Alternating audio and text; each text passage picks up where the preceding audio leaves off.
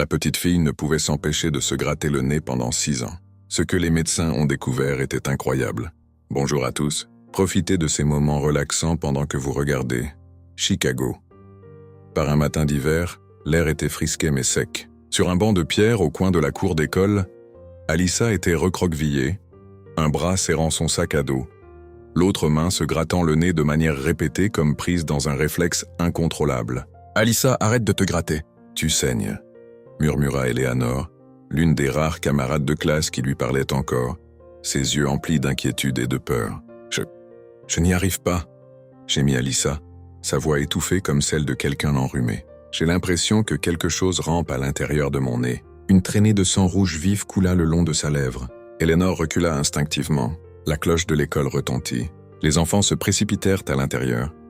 Mais Alyssa resta assise, son visage pâle, ses yeux sombres d'épuisement. Les démangeaisons avaient commencé quand elle avait 6 ans.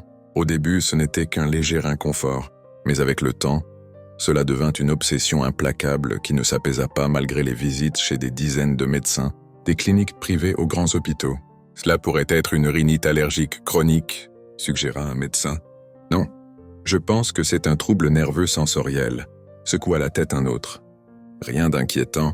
Certains enfants traversent cette phase et s'en sortent en grandissant », conclut un troisième. Mais cela ne partit jamais. Les démangeaisons devinrent plus intenses, remontant le long de l'arête de son nez suivies de maux de tête et de vertiges. Pire encore, Alyssa avait fréquemment des saignements de nez la nuit. Qu'est-ce qui ne va pas avec cette fille? Elle renifle tout le temps, demanda bruyamment un garçon en classe faisant rire tout le monde. Burke, ne t'assois pas près d'elle, cria une fille.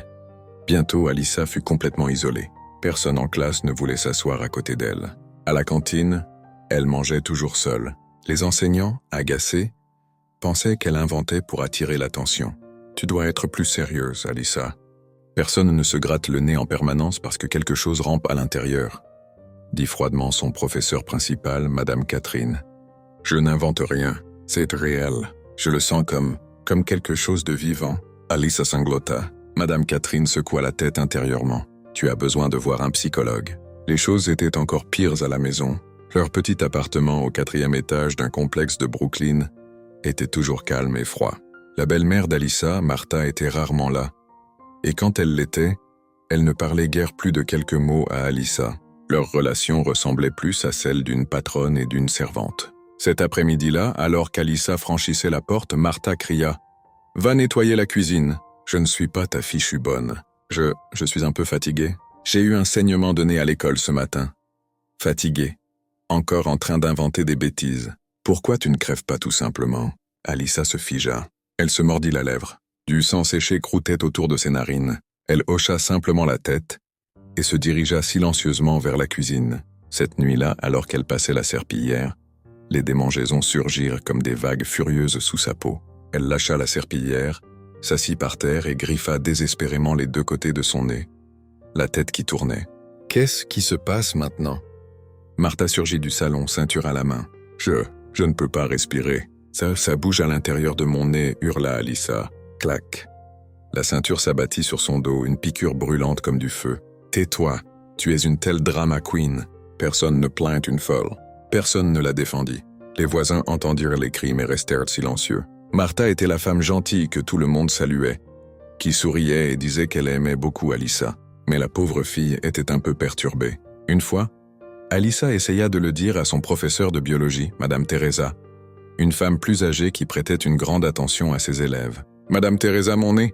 Ce n'est pas normal. J'ai l'impression qu'il y a quelque chose à l'intérieur, comme si c'était vivant. » Madame Teresa plissa les yeux. « Tu es sérieuse? Ça fait mal. »« Oui, et j'ai aussi des saignements de nez. Je ne peux pas dormir la plupart des nuits à cause de ça. » Madame Teresa fit une pause, puis parla sérieusement. « Je vais en parler aux médecins de l'école, mais ne le dis à personne d'autre, d'accord? Sinon ils diront que tu inventes encore. » Alyssa hocha la tête. Elle sentit un minuscule espoir, faible mais réel. La semaine suivante, du personnel des services de protection de l'enfance de la ville vint à l'école. Ils interrogèrent Alyssa en privé. « Y a-t-il quelque chose que tu aimerais partager? Quelqu'un à la maison t'a-t-il frappé ?» demanda une femme nommée Laura d'une voix douce. Alyssa hocha légèrement la tête, se grattant le nez en continu. « Ma belle-mère. Elle me frappe, me prive de nourriture. Mais la chose la plus importante, c'est qu'il y a quelque chose de très étrange dans mon nez. Laura cligna des yeux. Peux-tu l'expliquer? Je le sens bouger. Quand je me gratte, je sens qu'il se contracte. On dirait une créature. Laura échangea un regard avec sa collègue et nota quelque chose. La conversation se termina calmement.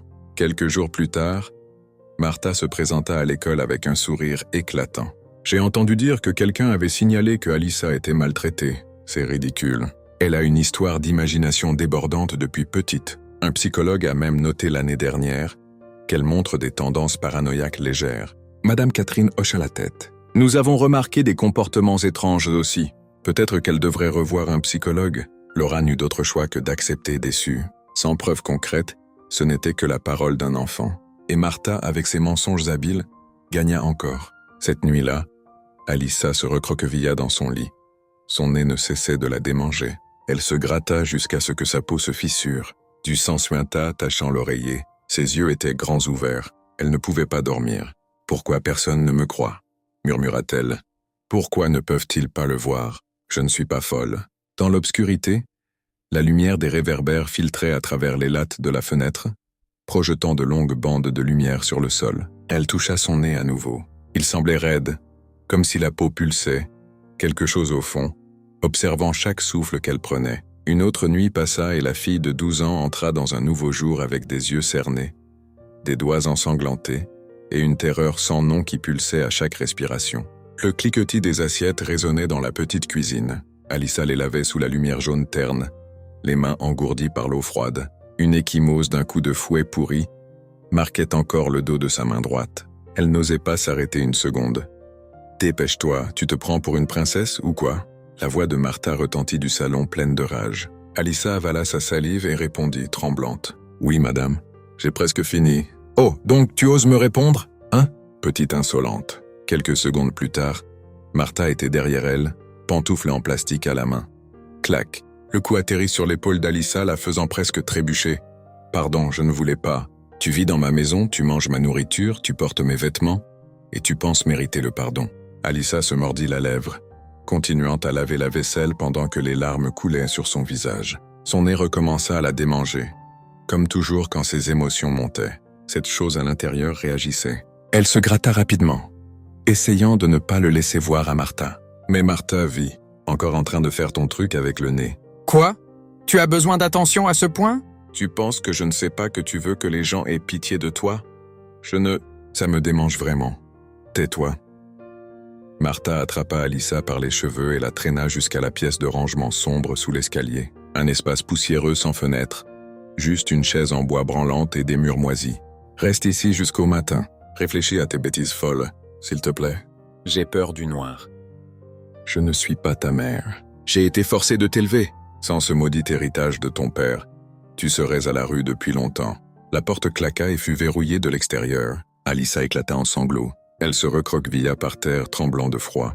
Dans l'obscurité, les démangeaisons explosèrent comme un animal sauvage. Elle griffa son nez, le sang coulant le long de sa main. Et pour la première fois, elle jura entendre un faible bruit, comme un couinement doux au fond de sa cavité nasale. Le lendemain, Alyssa arriva à l'école avec un épais foulard couvrant la majeure partie de son visage. Eleanor s'approcha et murmura « Ça va? Je t'ai envoyé un texto hier, mais tu n'as pas répondu. J'ai été enfermée dans la pièce de rangement toute la nuit. » Les yeux d'Eleanor s'écarquillèrent. « Pourquoi ?» Martha a dit que c'était parce que j'inventais des choses. Je voulais juste que quelqu'un me croie. Eleanor serra fort la main d'Alyssa. « Je te crois, mais j'ai peur de Martha aussi. Elle est venue une fois à l'école et a parlé à mon professeur. Tout le monde pense qu'elle est une bonne mère. Oui, tout le monde pense ça. » Cet après-midi-là, Madame Catherine, la professeure principale, appela Alyssa au bureau. « Sais-tu pourquoi je t'ai appelée, Alyssa ?»« Non, madame. Quelqu'un a signalé ton cas au service de protection de l'enfance. » « Veux-tu dire quelque chose ?» Alyssa serra les poings et baissa les yeux. Un moment de silence passa. « Je trouve ça injuste. Je ne mens pas. Je démange vraiment tous les jours. Et Martha ne m'aime pas. Tu penses qu'elle te frappe ? Oui. Et qu'elle me prive de nourriture, qu'elle m'enferme. » Madame Catherine hocha la tête. « Tu dois être honnête, Alyssa. C'est sérieux. » Alyssa regarda sa professeure droit dans les yeux. « Je ne mens pas.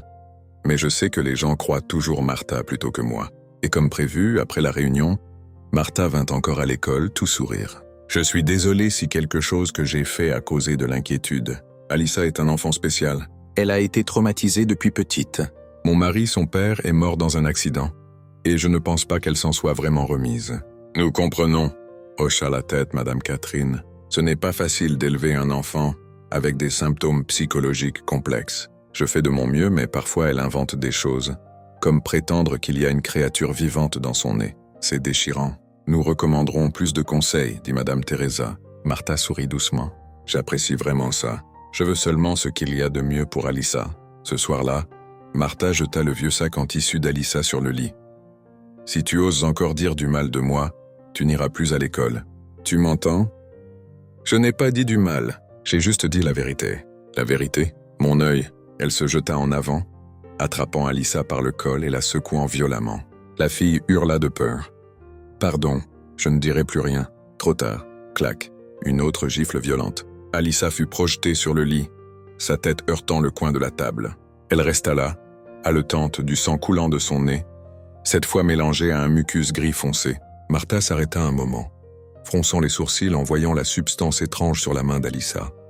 Dégoûtant. Et maintenant tu fuis on ne sait quoi. Puis elle se tourna et partit, laissant Alissa seule dans la douleur. Le lendemain, Madame Teresa, la professeure de biologie, attira à nouveau Alissa à l'écart pendant la récréation. « Te souviens-tu de ce dont nous avons parlé la dernière fois, Alissa ?»« Oui, je m'en souviens. J'ai trouvé étrange qu'il y ait des rapports disant que tu es mentalement instable. Mais je ne le crois pas. On te frappe vraiment ?» Alissa hocha la tête. « Elle ne me traite pas comme une personne. Pour elle, je suis juste un fardeau. Tous les jours, elle m'appelle inutile. Et ton nez ? Tu sens encore cette chose ? Oui, c'est encore plus fort maintenant. Je sens clairement comme des racines molles qui bougent d'avant en arrière. La nuit dernière, il y avait du mucus noir. Ce n'était pas du sang. » Madame Teresa resta silencieuse, visiblement secouée. Elle ouvrit son portefeuille et en sortit une petite carte. C'est la carte de visite du Dr. Smith. C'est un nouveau neurologue à Chicago. Je lui ai un peu parlé de toi. Il a dit, si tu veux, il t'examinera gratuitement. Alissa prit la carte d'une main tremblante. Pour la première fois, quelqu'un l'écoutait sérieusement. Cette nuit-là, Martha rentra tard. Elle sentit l'odeur de désinfectant venant de la chambre d'Alissa. « Qu'est-ce que tu fous là-dedans ?»« Rien. Juste un peu de nettoyage. »« Qu'est-ce que tu caches dans ce sac ?» Alissa recula, protégeant son sac à dos. « Rien, juste des papiers. » Martha arracha le sac et fouilla dedans. La carte du Dr. Smith en tomba. « C'est quoi ce bordel ?»« Qui t'a donné ça ?»« Madame Teresa. »« Mais c'est juste au cas où j'en aurais besoin. » Martha serra la mâchoire, déchira la carte en deux et la jeta par terre. « Tu te crois, Maline, hein? Personne ne va t'aider. Je suis la seule que tu as, et tu as intérêt à te tenir à carreau avant que je te fasse disparaître comme ton père. » Alissa se figea. La dernière phrase la frappa comme un couteau. Pendant un bref instant, elle vit les vrais yeux de Martha, froids, dépourvus d'humanité. Cette nuit-là, pour la première fois, Alissa sortit le téléphone qu'elle avait caché sous son matelas et alluma la lampe torche. Elle se pencha vers le miroir et tira doucement sur son nez. À l'intérieur, sous la lumière faible, elle vit quelque chose de noir, comme une racine qui tressaillait légèrement. Alissa frissonna, essayant de le filmer. Mais avant qu'elle puisse sauvegarder la vidéo, Martha enfonça la porte. « Tu filmes maintenant ?» Le téléphone lui fut arraché des mains et fracassé par terre. Des morceaux volèrent partout tandis que Martha piétinait. « Tu n'es qu'une pièce de rebut inutile que j'ai été forcée d'accueillir. » J'aurais dû t'étrangler le jour de ta naissance. Alissa tomba à genoux, couvrant sa tête. Mais à l'intérieur, la chose dans son nez se tortilla violemment comme si elle était enragée elle aussi. Alissa était assise seule dans les toilettes de l'école, la porte verrouillée, son visage pâle éclairé par la lumière jaune maladive. Elle sortit un petit miroir et une mini-lampe torche de la poche de son manteau. Ses mains tremblaient. « Cette fois, je vais l'attraper », murmura-t-elle, sa voix éraillée par d'innombrables nuits sans sommeil. Elle inclina la tête et tira doucement sur sa narine gauche. Les démangeaisons surgirent le long de son arête nasale, comme un petit courant descendant ses nerfs. Elle alluma la lampe torche et la visa sur le miroir. Soudain, une forme noire apparut. Sa forme était floue, mais elle tressaillit faiblement comme une racine vivante. Alissa retint son souffle figé. À cet instant, elle ne se sentait plus elle-même, mais l'hôte d'une créature alien. « Non, impossible », murmura-t-elle. Elle attrapa son téléphone et commença à filmer. Mais soudain, un bruit fort retentit quelque part à proximité, la faisant sursauter. La caméra trembla, la lumière vacilla. La vidéo devint floue, juste au moment où la créature commença à bouger plus violemment. Bon sang, halota-t-elle. À ce moment, quelqu'un frappa fort à la porte des toilettes. Qui est là? Vint la voix d'une professeure. J'arrive tout de suite. Alyssa nettoya rapidement et cacha le téléphone dans sa chemise. Quand elle sortit, elle croisa le regard suspicieux de Madame Lucie, sa professeure de français. Quelque chose ne va pas, Alyssa? Tu as l'air épuisée? J'ai juste un rhume, madame. Ton nez saigne. Alyssa porta la main à son visage pour l'essuyer. Le sang n'était plus rouge. Il était brunâtre, gluant, et avait une odeur fétide étrange. Ça sentait la viande pourrie. Cette nuit-là à la maison, Alyssa récupéra secrètement un vieux téléphone qu'elle avait caché sous le lit. Heureusement, Martha ne l'avait pas trouvé. Elle prévoyait de l'envoyer à Eleanor. Quelqu'un doit voir ça. Je ne suis pas folle. Le message avec la vidéo fut envoyé, mais quelques minutes plus tard seulement, elle reçut une seule réponse. Burke, ne m'envoie plus de textos.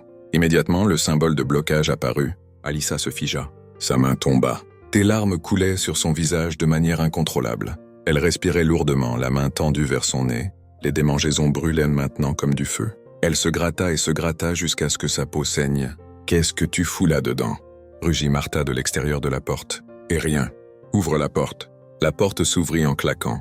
Martha entra en trombe et arracha le téléphone. La vidéo était encore ouverte à mi-chemin. « Tu filmes encore ces trucs bizarres. Tu veux que les gens t'appellent un monstre. Je veux juste que quelqu'un me croie. C'est réel. C'est dans mon nez. Tais-toi.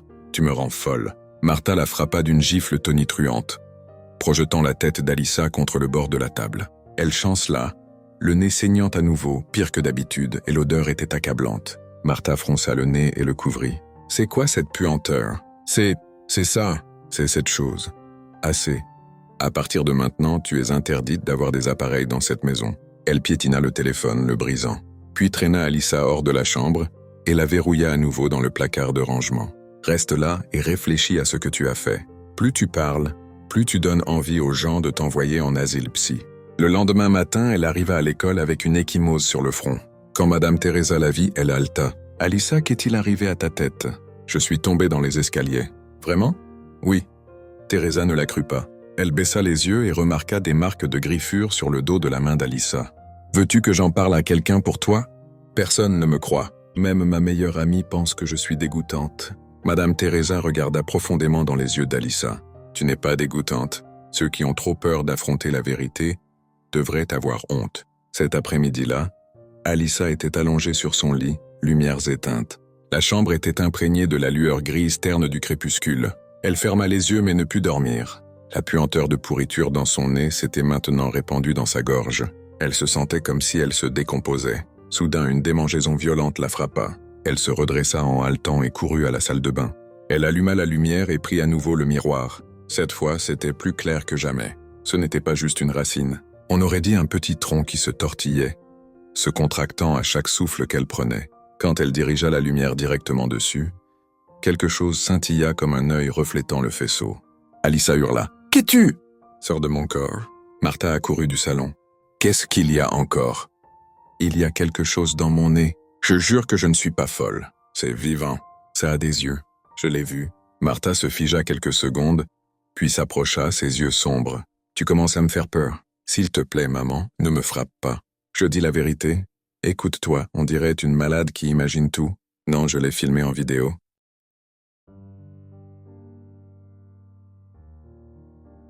Quelle vidéo? Quel téléphone? Alyssa se figea. Elle réalisa que toutes les preuves avaient été détruites. Martha la regarda avec un sourire suffisant, comme si elle l'avait su depuis le début. « Tu n'as rien. Juste une petite psychopathe qui vit de pitié. Personne ne te croira, Alyssa. » La nuit tomba. Alyssa ne mangea pas. Martha ne se donna pas la peine de demander. Elle s'allongea face au mur, serrant son oreiller fort. Elle sentait que la créature se fondait en elle seconde après seconde. Sa respiration la faisait bouger, comme si elle partageait le même système nerveux. Elle ne savait pas exactement ce qui vivait en elle, mais clairement cela grandissait. « Si je ne fais rien, ça me tuera tôt ou tard », murmura-t-elle dans l'obscurité. Une douleur aiguë soudaine remonta son arête nasale. Elle se redressa en sursaut. Du sang jaillit de son nez plus que jamais, et se mélangea à de fins fils gris. Serrant les dents, Alyssa attrapa du tissu et le fourra dans ses narines. Ça ne servit à rien. Le sang continua à couler, l'odeur de pourriture emplissant la chambre. Elle haleta pour respirer et s'effondra par terre. Dans ce moment semi-conscient, Elle vit une paire d'yeux comme celui dans le miroir la fixant de l'intérieur de son propre corps. Et elle sut que tout ne faisait que commencer. Au milieu d'un cours de maths ordinaire, Alyssa s'affaissa sur son bureau. Elle reniflait sans arrêt, son visage pâle, ses yeux vitreux d'un manque de sommeil sévère. « Alyssa !» appela Madame Rachel. Pas de réponse, Alyssa. Sa voix monta. Toute la classe se tourna vers le fond de la pièce. Alyssa releva lentement la tête, mais au lieu de répondre, elle s'effondra sur le bureau. Une goutte de sang tomba de son nez sur son cahier, puis une seconde, puis une troisième, jusqu'à ce que le sang coule en une longue traînée sur le sol de la classe. L'infirmière de l'école appela immédiatement une ambulance. À l'hôpital St. Joseph, le docteur Michael Smith, un neurologue récemment relocalisé de Denver, prit en charge le cas.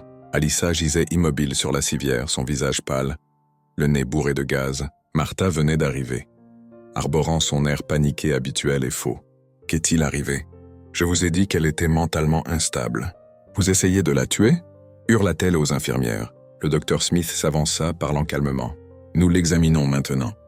Elle montre des signes de perte de sang, de tissus nasaux enflammés et d'un mouvement anormal à l'intérieur de la cavité nasale. » Mouvement ? Que voulez-vous dire par mouvement ? Une sorte de tressaillement de tissu mou. Je dois faire une endoscopie profonde pour déterminer la cause. Non, absolument pas. Martha intervint, les yeux écarquillés. Elle a subi un traumatisme et imagine toutes sortes de choses folles. Elle prétend qu'il y a un œil dans son nez ou des racines. Vous croyez vraiment une enfant délirante ? Smith fit une pause et fixa Martha directement. Mais c'est la 3e hémorragie nasale sévère, et cette fois, il y a une odeur fétide. Si nous n'enquêtons pas, cela pourrait être mortel. Je suis sa tutrice légale. Je ne consens à aucune sorte de chirurgie. Alyssa se réveilla sous l'éclat arche des lumières fluorescentes de l'hôpital au-dessus d'elle. Elle gémit doucement. Smith se pencha. « Vous êtes réveillée. Vous vous souvenez de votre nom ?»« Alyssa. Alyssa Wilson. »« Bien. Comment vous sentez-vous ?»« J'ai mal à la tête et au nez. On dirait que quelque chose boute à l'intérieur. » Elle tourna la tête et vit Martha derrière le médecin, son visage glacial. Alyssa se mordit la lèvre et regarda Smith. « Puis-je parler au médecin seul ?»« Non. » Martha claqua. « Si elle a quelque chose à dire, je reste là pour l'entendre. Je veux parler de ce qui est dans mon nez. » Smith fit signe à l'infirmière. « Veuillez escorter Madame Martha dehors un moment. » Jay objectait. Martha hurla. « Je suis sa mère. Vous êtes sa tutrice, pas un médecin. C'est un protocole médical, » dit fermement Smith. Une fois seule, Alyssa s'assit lentement, tremblante. « Docteur, me croyez-vous ? Dites-moi juste la vérité. Il y a quelque chose de vivant dans mon nez. Ça bouge. Je l'ai vu dans le miroir. Je l'ai même filmé une fois. Mais ma mère a fracassé mon téléphone. » Smith s'assit à côté d'elle, son visage sérieux. « Vous dites que vous l'avez vu une fois. On aurait dit des racines qui tressaillaient doucement. Une autre fois, j'ai vu un œil humain, qui me fixait droit. » Il fit une pause. Une partie de lui voulait balayer ça, mais les yeux d'Alyssa n'étaient pas délirants. Ils étaient pleins d'un plaid désespéré. Des heures plus tard, Smith prit sa décision. Effectuer une endoscopie nasale sans en informer Martha à l'avance. Il programma Alyssa pour un examen privé dans la clinique où il travaillait. Cet après-midi-là, dans la salle d'endoscopie, Smith prépara l'équipement pendant que l'infirmière Emily se tenait à côté. Alyssa était assise dans le fauteuil, son cœur battant. « Ça fera mal ?» demanda-t-elle. « Ce sera un peu inconfortable. Mais vous êtes une brave fille. » La caméra commença à descendre dans sa narine gauche. L'écran montra d'abord des structures normales, des muqueuses gonflées, quelques anciennes égratignures. Puis l'image commença à glitcher. « Emily, vérifie le signal. »« L'équipement est bon, docteur. » « Ce n'est pas la machine. » Tous trois fixèrent l'écran. Quelque chose d'ombragé commença à apparaître dans l'humidité sombre de sa cavité nasale. Soudain, un œil humain s'ouvrit d'un coup, fixant directement la caméra. Alyssa hurla. « Là, c'est ça. Je vous l'avais dit. » L'œil cligna une fois, puis disparut derrière un tissu membraneux fin. Smith recula légèrement, les mains tremblantes. De la sueur froide perlait sur son front. « Mon Dieu, qu'est-ce que c'est que ça ?» murmura Emily. « Ce n'est pas du tissu humain. » Alyssa halta, tenant son visage, son corps entier secoué. « Je ne suis pas folle. »« Vous l'avez vu, n'est-ce pas ?» Smith s'assit à côté d'elle et hocha lentement la tête. « Vous n'êtes pas folle. Mais cette chose, ça va bien au-delà de la médecine conventionnelle. Ce n'est pas une maladie, c'est un organisme vivant. » Ce soir-là, quand Alyssa rentra à la maison, Martha l'attendait dans la cuisine, ceinture à la main. « Où étais-tu » À te faufiler comme un rat puant. « Je suis allé voir le médecin sans ma permission. » « Qui a dit que tu pouvais y aller ?» Le docteur Smith. « Il sait maintenant. Il l'a vu. Martha se figea. Son expression passa instantanément de la rage à la panique. Il a vu quoi? L'œil dans mon nez. Martha s'avança, attrapant les épaules d'Alyssa fermement. Écoute-moi, petite. Si tu ouvres encore la bouche, je te ferai disparaître comme ton père, compris? Alyssa la regarda droit dans les yeux, des larmes coulant sur son visage. Qu'as-tu fait à mon père? Ça ne te regarde pas. Cette nuit-là, Smith était assis seul dans son bureau. Il repassa la vidéo de l'endoscopie. Encore et encore, l'œil n'était pas une hallucination. Il tira les dossiers hospitaliers d'Alyssa du système. Il y avait des signes de falsification de fichiers. Étrange. L'endoscopie d'il y a 6 ans est presque complètement effacée. Il fouilla la liste des anciens médecins traitants. Un nom ressortit. « Dr. Johnson », murmura Smith. « Johnson. Pourquoi ça me dit quelque chose ?» Il trouva un vieux fichier et découvrit que Johnson avait autrefois fait l'objet d'une enquête interne pour implication présumée dans des expériences neurologiques non autorisées sur des enfants. Mais plus choquant encore, dans la liste du personnel du centre de recherche cette année-là, un autre nom apparut. Martha Parker, assistante de recherche. Smith se figea. Il comprit maintenant. Alyssa n'était pas une patiente typique. Elle pourrait être la victime survivante d'une expérience enterrée. Il se leva et sortit son téléphone. Alyssa, si tu as quelque chose, des vidéos, même des fragments de cet organisme, j'en ai besoin. Nous devons le rendre public. Le lendemain matin, Chicago était enveloppé de gris. Dans une petite pièce à l'intérieur de la clinique privée du Dr. Smith, Alyssa était recroquevillée sur une chaise, enveloppée dans un sweat gris. Sous les lumières fluorescentes clignotantes, ses yeux étaient cernés et son nez couvert de tampons de gaz. Smith vérifiait l'équipement d'endoscopie une dernière fois. Il parla doucement. Cette fois, nous enregistrerons toute la procédure. Si c'est comme ce qu'on a vu hier soir, ce sera la preuve. Mais si Martha l'apprend, murmura Alyssa, sa voix tremblante, je te protégerai. Tu dois juste me faire confiance. L'infirmière Emily hocha la tête et ajouta doucement, ne t'inquiète pas, Alyssa. Tu n'es plus seule. L'endoscopie commença. Cette fois, la sonde fut insérée plus profondément dans sa cavité nasale gauche. L'écran afficha des images cristallines jusqu'au plus petit capillaire. Smith fronça les sourcils. Une masse sombre apparut. Elle ne ressemblait ni à du corail, ni à du tissu nécrotique. On aurait dit un organisme vivant indépendant avec sa propre structure cellulaire, luisant de bioluminescence. Soudain, un œil s'ouvrit au centre de la masse sombre, fixant directement l'objectif. Emily halta. « Oh mon Dieu, il a vraiment un œil !» Smith sauta sur ses pieds, les mains tremblantes. L'œil cligna une fois, clair, délibéré, comme s'il les regardait en retour. Alyssa trembla sur son siège. Il sait que vous regardez. Je le sens. Smith éteignit immédiatement l'équipement. Ça suffit. On a la vidéo. Il sauvegarda la vidéo, la crypta et la copia sur 3 appareils séparés. Un disque dur externe, une clé USB et un serveur cloud crypté. Emily murmura. Docteur, ce n'est pas un parasite typique. C'est intégré neurologiquement. Smith hocha la tête gravement. Il vit dans son nerf olfactif et il est conscient. Alyssa serra sa tête. Je ne peux pas dormir. Il me parle. Pas avec des mots, avec des sentiments. Il me force à le garder en vie.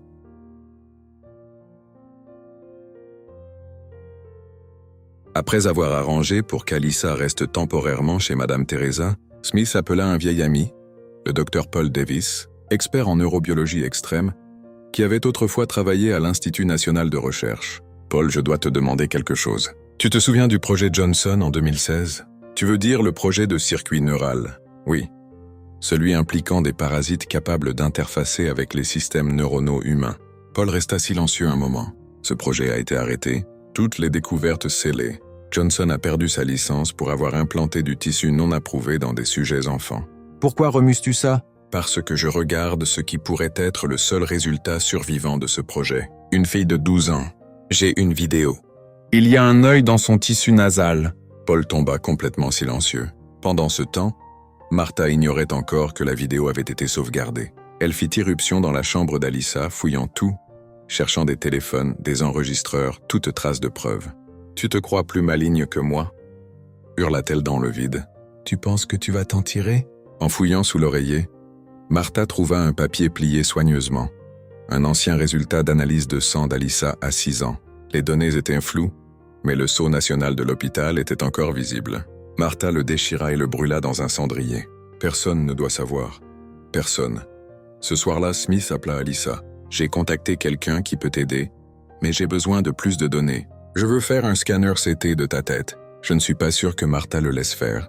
Nous n'avons plus besoin de sa permission. Smith envoya une demande d'urgence à un centre d'imagerie diagnostique privé avec lequel il travaillait. Sous la catégorie urgence médicale, il amena Alyssa pour un scanner cérébral. Quand les images apparurent sur l'écran, le visage d'Emily pâlit. Docteur, son nerf olfactif est complètement enveloppé dans une structure anormale. Pas juste enveloppé, murmura Smith. Il est fusionné et il semble avoir intégré une partie de son système nerveux central. Alyssa, assise à proximité, serra sa tête. J'entends des voix dans ma tête, pas des mots, plus comme des commandes. À ce moment, Paul Davis arriva à la clinique de Smith. Après avoir regardé la vidéo, il parla immédiatement. C'est ça. Johnson l'a décrit une fois. Un organisme microscopique qui s'intègre au tissu neural et aux récepteurs sensoriels. Il peut apprendre, grandir et contrôler l'hôte. Y a-t-il un moyen de l'enlever? Paul soupira. Ils ont essayé une extraction chirurgicale une fois. 3 enfants sont morts en 10 minutes. Et Alyssa, elle a survécu 6 ans. Peut-être que l'implant qu'elle a reçu était incomplet. Il avait besoin de temps. Smith fixa Paul résolu. Quoi qu'il en coûte, je vais sauver cette fille. Cette nuit-là, dans la petite chambre d'amis où Madame Teresa hébergeait Alyssa, Smith lui rendit visite. Veux-tu en être libérée, Alyssa? Plus que tout. Je ne veux plus vivre comme une cage pour cette chose. Smith hocha la tête. Alors fais-moi confiance. Nous avons besoin de plus de preuves. Nous devons extraire un échantillon de tissu. Un échantillon? Tu veux dire l'exciser? Juste une petite partie. Ça n'endommagera pas tes nerfs. Peux-tu le supporter? Alyssa prit une profonde inspiration. Je peux le supporter, tant qu'il perd le contrôle sur moi. Le lendemain matin, à la clinique, Smith effectua une biopsie endoscopique nasale sous anesthésie locale. Alyssa resta immobile, serrant un serviette entre les dents. La caméra entra comme avant. Un micro-bistouri fut activé. Dès qu'il toucha le tissu de l'organisme, l'écran glitcha violemment et Alyssa sursauta. « Arrêtez !» cria Emily, son rythme cardiaque s'emballant. Smith retira le bistouri, mais un flash rouge pulsa sur l'écran. Ce n'était pas de la lumière de la caméra. C'était une réaction bioluminescente de l'organisme. L'œil s'ouvrit à nouveau. Cette fois, il ne cligna pas. Il fixa en retour, profond, froid, inébranlable. Après la biopsie ratée, Smith s'assit pour reprendre son souffle, essuyant la sueur de son front. Il sait qu'on essaie de le tuer. Alyssa ouvrit les yeux, des larmes coulant sur son visage. Et il ne nous laissera pas faire. Smith envoya l'échantillon de tissu restant au labo. Les résultats préliminaires lui firent froid dans le dos. Les cellules n'étaient pas humaines, ni purement parasitaires. La séquence d'ADN contenait un code biologique synthétique. Il murmura, « Ce n'est pas juste une expérience médicale. C'est une forme d'arme neurobiologique. » Son bureau était baigné d'une lueur froide bleu-blanc. Sur l'écran de l'ordinateur, des flux de données génétiques défilaient. Le tissu prélevé sur Alyssa ne correspondait à aucune structure biologique connue. Pas parasitaire, pas une mutation. Cette chose était ingénierie, murmura Smith. À côté de lui, le docteur Paul Davis fronça les sourcils. Je n'ai jamais vu un organisme s'intégrer directement au système nerveux, sans être rejeté par le système immunitaire. C'est comme s'il était conçu pour se lier au corps ou le contrôler, répondit Smith, les yeux rivés sur l'écran. Paul hocha lentement la tête. Tu penses que Martha sait? Sait? La mâchoire de Smith se serra. Elle n'est pas juste au courant. Elle en faisait partie. Cette nuit-là, Smith se rendit aux archives des dossiers médicaux de la ville. Avec l'aide d'une ancienne collègue, Isabelle Morgan, officier des dossiers, il obtint un accès temporaire. Juste une nuit, Michael, s'il découvre que je t'ai aidé. Merci, Isabelle. J'assumerai toute la responsabilité. Smith fouilla les dossiers de traitement de 2017, quand Alyssa avait 6 ans. Le médecin traitant était listé comme le Dr Richard Johnson. L'assistante médicale Martha Parker. En dessous, une annotation rouge. Expérience terminée. Échantillon patient échoué. Smith trembla. Échoué. Alors pourquoi Alyssa est-elle encore en vie? Isabelle s'approcha et pointa un formulaire de transfert interne. Après la dissolution du projet, Johnson a pris sa retraite et Martha a disparu de la liste du personnel. Elle a changé de nom dans le système et s'est enregistrée comme tutrice légale d'Alyssa, juste 3 mois après l'accident de son père. Smith se tourna brusquement.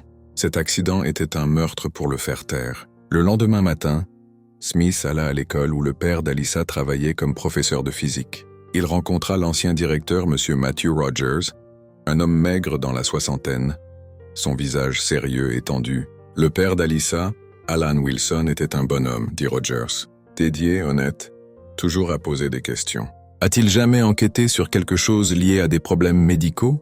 Roger hocha lentement la tête. Un jour, il est venu ici avec une pile de documents photocopiés. Il a dit que quelqu'un avait injecté quelque chose d'étrange à sa fille, sans consentement. L'hôpital l'a nié. Mais il a commencé à rassembler des preuves. 2 semaines plus tard, il est mort dans un soi-disant accident de glissade dans l'ascenseur. Smith serra le poing. Ce n'était pas un accident. Je sais, mais personne n'a osé enquêter. Juste quelques jours plus tard, une femme nommée Martha s'est soudain déclarée la belle-mère légale et a obtenu la garde complète d'Alyssa.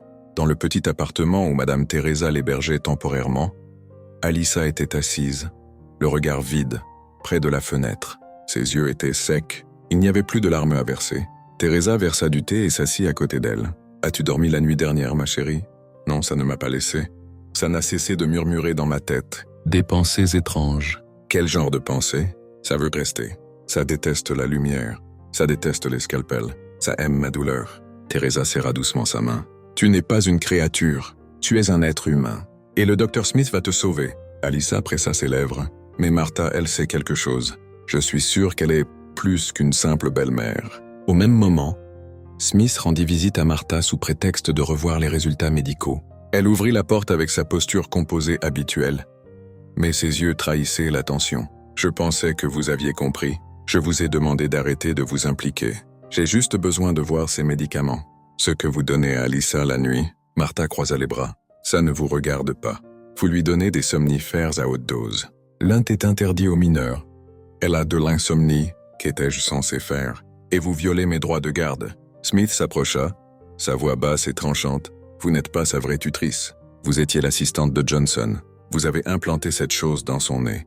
Vous avez fait taire son père. Et maintenant, vous avez peur que la vérité éclate. Martha ricana, mais ses yeux vacillèrent. Vous pensez tout savoir. Vous vous trompez, docteur. Vous ne pouvez pas imaginer ce qui vit en elle.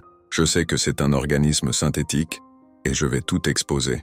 Personne ne vous croira, et personne ne survit au contact du projet de circuit neural. Cette nuit-là, Smith appela Paul en vidéo. J'ai besoin que tu creuses plus profond dans le projet de circuit neural. Je ne crois pas qu'il ait vraiment été arrêté. Je pense qu'il est encore actif. Juste enterré. Paul afficha des fichiers sur son écran. Tu as raison.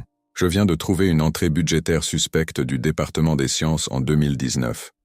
Pas de description, juste le tag Johnson 4.0. Bon sang de bonsoir. Ils n'ont jamais arrêté, et Alyssa en est la preuve vivante. Alyssa était assise à écrire dans son journal chez Teresa. Son écriture tremblante, les mots irréguliers. Ça apprend plus vite. Chaque fois que j'ai peur, ça devient plus fort. Chaque fois que je suis en colère, ça pulse comme si ça me réconfortait. Parfois, je ne sais plus si une pensée est la mienne ou la sienne.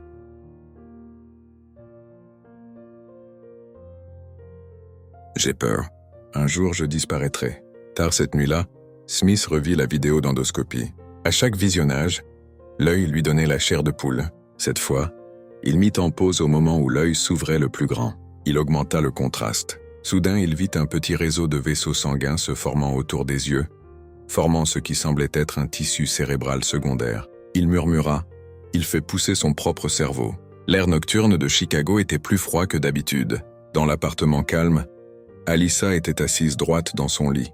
Son visage pâle, les yeux creux. L'horloge murale indiquait presque 2 heures du matin, mais elle ne pouvait pas dormir. Pas parce qu'elle craignait Martha, pas à cause de cauchemars, mais parce que s'était éveillée.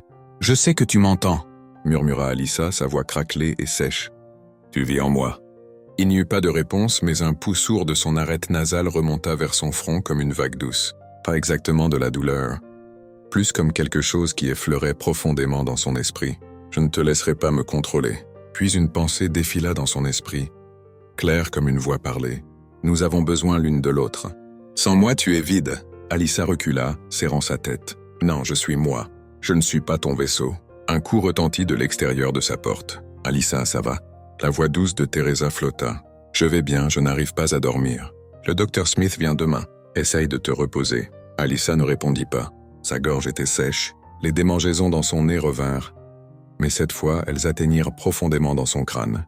Pendant ce temps, à la clinique, le Dr Smith passa un appel urgent à la police. « Je dois signaler un cas de mise en danger d'enfant avec risque mortel. Le nom de la victime est Alyssa Wilson, 12 ans. » La voix à l'autre bout répondit lentement. « Avez-vous des preuves physiques, docteur ?»« Oui. Des images endoscopiques révèlent un organisme vivant dans sa cavité nasale. L'enfant a été battu, sédaté, enfermé dans des placards sombres. La belle-mère est Martha Parker, ancienne assistante de recherche du Dr Richard Johnson. Ça ressemble à un film de science-fiction. C'est réel si vous avez vu l'œil grand ouvert dans le cerveau de cet enfant. Je ne plaisante pas. Il y eut une pause. Puis la voix de l'officier s'adoucit. Nous envoyons une unité d'intervention d'urgence. Veuillez nous envoyer l'adresse. Martha avait perdu toute composure.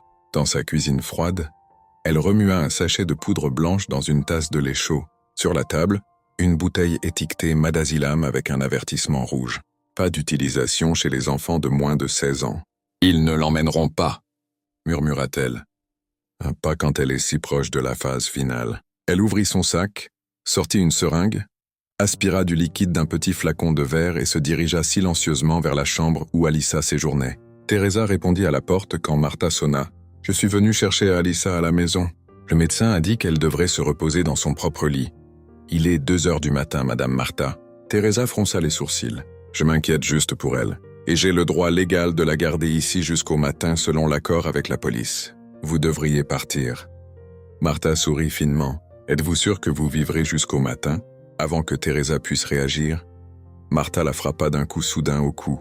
Elle s'effondra inconsciente. Martha la contourna, entrant dans la maison comme une ombre. Dans la chambre, Alyssa s'appuyait contre le mur quand la porte s'ouvrit violemment. « Lève-toi, petite freak !» Les yeux d'Alyssa s'écarquillèrent. Elle essaya de se lever. « Qu'as-tu fait à Madame Teresa ?»« Elle va dormir un moment. »« Tu n'es pas ma mère. » Martha s'approcha, ricanant. « Tu as raison, je ne suis pas ta mère. Je t'ai surveillé depuis le début de l'expérience. » « Quelle expérience ?» « Le projet de circuit neural. Johnson et moi avons implanté l'organisme en toi quand tu avais 6 ans. Tu es la seule qui a survécu. Pourquoi ? Pourquoi moi ? Parce que tu es la fille d'un traître, Alan Wilson. Ton père travaillait pour le département de l'éducation. Il a découvert le projet et prévoyait de l'exposer. Alors je l'ai séduit, épousé, et lui ai fait croire que tu avais besoin d'un traitement spécial. Alyssa recula, des larmes coulant. Tu as tué mon père. Oui, et je te tuerai aussi si tu ne te tais pas. Elle sortit la seringue et s'approcha. Alyssa hurla. Au secours. Quelqu'un, au secours. Juste à ce moment, la porte d'entrée s'ouvrit en éclatant. L'officier Smith mena une équipe de 3 officiers. Lâchez la seringue. Martha se tourna, son visage tordu de rage. Vous êtes trop en retard. Elle enfonça l'aiguille dans son propre bras et s'effondra par terre, écumant à la bouche. Smith accourut vers Alyssa. Ça va ? Je pense. Elle s'est injectée à elle-même. Un officier confirma. Ce n'est pas une dose létale. C'est un anticonvulsivant. Probablement une réponse de déclenchement biochimique. On l'emmène. Alyssa fut emmenée à l'hôpital. Tout au long du trajet, elle répéta une phrase encore et encore. Vous me croyez maintenant, n'est-ce pas ? Smith tint sa main. Je ne te crois pas seulement. Je vais te sauver. Je le promets. L'ambulance hurla à travers les couloirs du centre médical de l'Université de Chicago. Alyssa fut précipitée en salle d'urgence dans un coma profond. Son nez saignait de manière incontrôlable. Chaque fois qu'un médecin essuyait le sang, un mucus noir épais suintait, ni pu ni sang, mais puant la chair en décomposition, tension artérielle chutant vite, rythme cardiaque irrégulier. Appelez le Dr Smith et l'équipe d'imagerie maintenant. Smith arriva en courant, enfilant sa blouse tout en criant « Où est-elle » L'infirmière Emily l'arrêta. Elle passe un scanner CT d'urgence. Smith, elle pourrait ne pas survivre si cette chose atteint son cerveau. Smith serra les poings. Nous ne la laisserons pas faire. Dans la salle de contrôle, les images du scanner CT apparurent lentement. Le moniteur révéla une structure racinaire comme un tentacule, poussant de la cavité nasale directement dans le nerf olfactif, s'accrochant à la base du lobe frontal. « Qu'est-ce que c'est que ça ?» s'exclama un médecin. Smith se figea. Il pointa l'écran. « Ce n'est pas du tissu humain. C'est un organisme vivant formant une connexion neurale avec le cerveau. »« Est-ce que alien ?» demanda doucement un autre médecin. « Non, artificiel. Une expérience interdite combinant du tissu neural sensoriel. Interdite depuis 2017.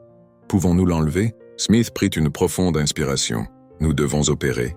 Et nous devons le faire maintenant. » Au poste de police du quartier de Queens District, Martha était assise menottée dans la salle d'interrogatoire. Son visage était pâle, ses cheveux échevelés, mais ses yeux restaient froids et défiants. La détective Rebecca Taylor s'assit en face d'elle, posant 3 photos sur la table.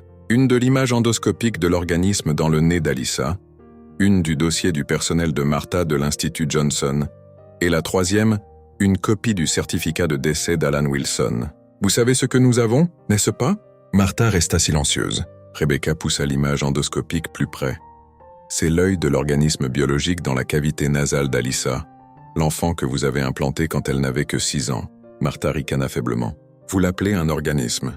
Non, c'est une structure évolutionnaire. Vous admettez avoir travaillé avec Johnson. Je ne le nie pas. Et vous étiez impliqué sentimentalement avec le père d'Alyssa avant de le tuer. Silence. Rebecca se pencha sur la table. J'ai pas besoin d'aveu. La vidéo du Dr Smith, les archives et les témoignages de vos anciens collègues suffisent pour vous accuser de maltraitance enfantine, meurtre prémédité et expériences biologiques illégales. Martha parla lentement, les yeux vitreux. Vous ne comprenez pas. Si Alyssa survit, elle deviendra la première interface neurale de l'espèce humaine. Vous venez de tuer l'avenir. Rebecca ricana. Non. Nous sauvons une enfant du monstre que vous avez aidé à créer. Dans la salle d'opération, Alyssa gisait immobile, sa peau pâle comme la neige, son rythme cardiaque instable. Le Dr Smith se tenait au-dessus de la table, en face du Dr Samuel Harris, chef de la neurochirurgie. Tu es sûr, Michael? Si nous touchons la voie olfactive de travers, nous avons attendu assez longtemps. Ça se propage au lobe frontal. Si nous ne l'enlevons pas maintenant, ça prendra le contrôle de son système nerveux. Alors commençons. La chirurgie dura 6 heures. Smith mena l'opération. Chaque incision calculée, chaque mouvement mesuré. L'organisme s'accrochait à son tissu neural comme des tentacules. Chaque tentative de l'arracher risquait une hémorragie cérébrale. À mi-chemin, le rythme cardiaque d'Alyssa s'arrêta. Arrêt cardiaque. Prenez le défibrillateur. Quelqu'un cria. Samuel hurla. Nous ne pouvons pas arrêter maintenant. Une partie de l'œil a percé la base du cerveau. Smith cria. Écarté. 3, 2, 1, décharge. Bip. Le moniteur sauta. Le cœur d'Alyssa reprit. L'équipe expira de soulagement. Une fois l'organisme complètement enlevé, Smith le scella dans un bocal de contention en verre. À l'intérieur, la masse noire avec ses yeux immobiles bougeait encore, observant tout le monde dans la pièce comme si elle était encore vivante. Emily frissonna. Il nous regarde.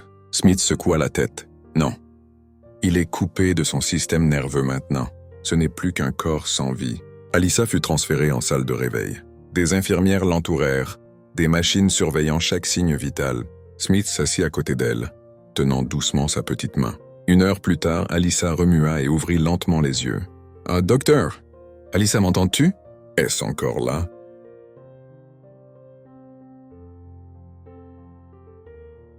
Smith sourit doucement. « C'est parti. »« Tu es libre maintenant. » 2 jours plus tard, les médias à travers les États-Unis explosèrent. Des gros titres majeurs dans le New York Times, le Washington Post et le Chicago Tribune. Parasite neural. Une fille survit à 6 ans d'expérimentation illégale. Martha Parker, assistante du projet Johnson, arrêtée pour plusieurs chefs d'accusation de felonie. Le docteur Michael Smith, qui a découvert l'organisme vivant dans la cavité nasale d'une enfant, nominé pour le prix Lasker d'excellence médicale. Au poste de police, Martha était assise seule dans sa cellule. La lumière blanche froide projetait des ombres sur son visage creusé, ses yeux distants. Une jeune officière entra et lui tendit un journal plié. Tout frais sorti de la presse. Le docteur Smith vient de recevoir la garde légale d'Alyssa. La fille se remet bien. Martha ne répondit pas. L'officière ajouta « Vous avez perdu ?» Martha émit un rire sec et murmura « Vous n'avez coupé que sa queue ?» À l'hôpital, Alyssa était assise dans son lit, tenant la main du docteur Smith. « Le sens-tu encore ?»« Non. Juste du vide, mais plus léger. Toujours étrange. Tu es la personne la plus forte que j'ai jamais rencontrée. Et maintenant, tu peux recommencer. » Alyssa sourit, ses yeux brillants de vie. « Docteur, je ne veux pas juste être une survivante. Je veux comprendre. Je veux l'étudier. Je veux étudier la neuroscience. » Smith resta silencieux quelques secondes, puis sourit chaleureusement. « Alors je t'aiderai, quoi qu'il arrive. » 6 ans plus tard, dans une petite place en face de l'Institut national de neurosciences à San Francisco, la brise douce du printemps dansait dans l'air. Le soleil scintillait sur les cheveux châtains d'Alyssa, maintenant 18 ans, grande, confiante, avec des yeux vifs et déterminés. Elle portait un chemisier blanc sous un blazer marine, une badge épinglée sur la poitrine indiquant « Boursière de recherche en neurosciences, Université de San Francisco ». Alyssa se tenait devant le bâtiment de 3 étages en verre, son cœur empli. Elle prit une profonde inspiration pour la première fois depuis des années. Son nez ne la démangeait plus, il n'y avait plus de puanteur. plus d'yeux observant de l'intérieur. À côté d'elle se tenait un homme grisonnant avec un sourire gentil, le docteur Michael Smith. Maintenant dans la cinquantaine, professeur honoraire à l'université de Chicago. « Nous y sommes », dit-il, sa voix chaleureuse. « Le premier pas d'un nouveau voyage. Je n'arrive toujours pas à y croire. J'ai vraiment été accepté. Tu n'as pas juste été accepté. Tu l'as mérité. » Alyssa rit doucement, les yeux humides. « Si tu ne m'avais pas cru à l'époque, alors tu n'aurais pas sauvé un génie. » Ils échangèrent un regard. Pas besoin de plus de mots. Les longues nuits, les cauchemars, les scans horribles, tout était derrière eux maintenant. Juste des souvenirs et de la motivation. Ce soir-là, Alyssa apparut dans une émission spéciale de talk show américain intitulée « À travers l'enfer ». Histoire vraie de survie. Elle était assise au centre de la scène sous des lumières douces. L'animatrice, une femme d'âge mûr nommée Claire Monroe, commença. « Mesdames et messieurs, la jeune femme devant vous est un symbole vivant. Une survivante de l'un des cas de bioéthique les plus choquants de l'histoire récente des États-Unis. » Alyssa sourit humblement, les yeux baissés sur ses mains posées sur ses genoux. « Merci Madame Claire. Je suis profondément touché d'être ici pour enfin partager une histoire que presque personne ne croyait à l'époque. » L'animatrice hocha la tête, sa voix douce. « Pouvez-vous partager avec le public ce qui a été la chose la plus douloureuse que vous avez traversée ?» Alyssa fit une pause un moment puis parla, sa voix claire et ferme. « La chose la plus douloureuse n'était pas la créature dans mon nez. Ce n'était pas les coups ou le dégoût dans les yeux des gens. C'était de dire la vérité à voix haute et que personne ne me croit. D'être traité comme si j'étais folle. Une nuisance, juste parce que ce que je sentais ne rentrait pas dans l'idée du monde de ce qui était normal. » L'auditorium devint complètement silencieux. Elle continua. « Sans le docteur Smith, sans un adulte assez courageux pour poser des questions, pour écouter, j'aurais pu mourir comme mon père. » Et cette créature aurait pu se multiplier. Claire Monroe essuya une larme. « Et maintenant, que voulez-vous faire de cette nouvelle vie ? Je veux devenir neurologue, mais pas juste pour traiter les maladies. Je veux étudier ce que la médecine n'a pas osé nommer encore, pour qu'aucun autre enfant n'ait à hurler de désespoir comme je l'ai fait. » Un tonnerre d'applaudissements éclata dans la salle. Beaucoup se levèrent. Après l'émission, Alyssa rentra dans sa chambre d'hôtel et ouvrit l'ancien ordinateur portable que le Dr Smith lui avait donné quand elle avait 16 ans. Sur l'écran, des dizaines de documents de recherche apparurent. Études sur le système nerveux olfactif, mécanismes de stimulation cellulaire étrangère, et les fichiers anatomiques sur l'organisme maintenant officiellement classé comme type A, menace biologique à haut risque. Elle ouvrit un fichier, fixant la vieille photo. L'image endoscopique de l'œil vivant dans son nez. Son regard froid, alien. Alyssa murmura. « Tu m'as autrefois contrôlé, m'a fait croire que tu faisais partie de moi, mais tu n'es qu'un souvenir. Et j'ai gagné. » Elle cliqua sur le bouton d'alimentation. L'écran s'éteignit. Une semaine plus tard, à la cérémonie de bourse panaméricaine des jeunes chercheurs à Boston, Alyssa monta sur scène pour recevoir son prix. Devant des centaines de professeurs et d'experts internationaux, elle prononça son discours en allemand fluide. « Je ne suis pas venu ici pour raconter une tragédie. Je suis venu parce que je crois que la science peut sauver des vies, mais elle peut aussi les détruire quand elle manque d'éthique. Je suis le résultat d'une erreur, mais j'ai choisi de transformer cette erreur en connaissance. C'est pourquoi je dédierai ma vie à étudier la frontière entre vie et contrôle. » L'auditorium entier se leva, applaudissant sans arrêt. De retour aux États-Unis, Martha Parker fut condamnée à 26 ans de prison sans libération conditionnelle pour meurtre, maltraitance enfantine, expérimentation illégale et obstruction à l'enquête criminelle. À l'audience finale, quand on lui demanda si elle avait quelque chose à dire à la victime, Martha regarda silencieusement Alyssa, qui avait pris la barre pour témoigner, puis se tourna sans un mot. Alyssa ne regarda pas en arrière. À la fin de cet été à Chicago, Smith organisa une petite fête d'adieu chez lui pour célébrer le prochain voyage de recherche à long terme d'Alyssa en Allemagne. Des collègues, d'anciens étudiants et l'infirmière Emily vinrent tous. Il y eut des rires, de la musique douce et même quelques larmes.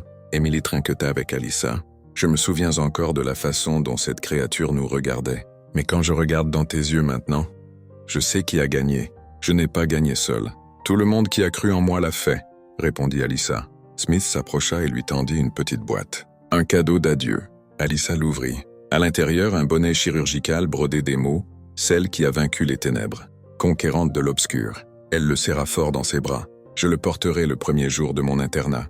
Lors de sa dernière nuit en Amérique, Alyssa se tint à sa fenêtre regardant les lumières scintillantes de la ville. Elle inspira profondément. Une brise fraîche passa, portant le faible parfum des citronniers bordant la rue. Il n'y avait plus de puanteur, plus de démangeaison, plus de peur, seulement la foi. Elle ferma les yeux et murmura comme un vœu. « J'ai survécu. Et désormais, je vivrai pour les enfants. » Et personne ne croit. L'histoire d'Alyssa nous rappelle que la vérité, peu importe à quel point elle est profondément enterrée, trouvera toujours un chemin si quelqu'un est assez courageux pour écouter et la protéger. Parfois, le monstre le plus dangereux n'est pas celui qui se cache dans les ombres, mais l'apathie d'un monde qui refuse d'admettre la douleur d'autrui. Dans une société pleine de doutes et de jugements, la chose la plus précieuse est la croyance en la voix de ceux qui ne sont jamais entendus. Et parfois, il suffit d'une personne qui croit en vous. Cela seul peut vous sauver des ténèbres. Si vous avez aimé cette histoire, nous vous invitons à la liker et à vous abonner à notre chaîne. Votre soutien nous motive à continuer à apporter des histoires touchantes presque tous les jours. Nous vous sommes très reconnaissants pour votre soutien. À bientôt.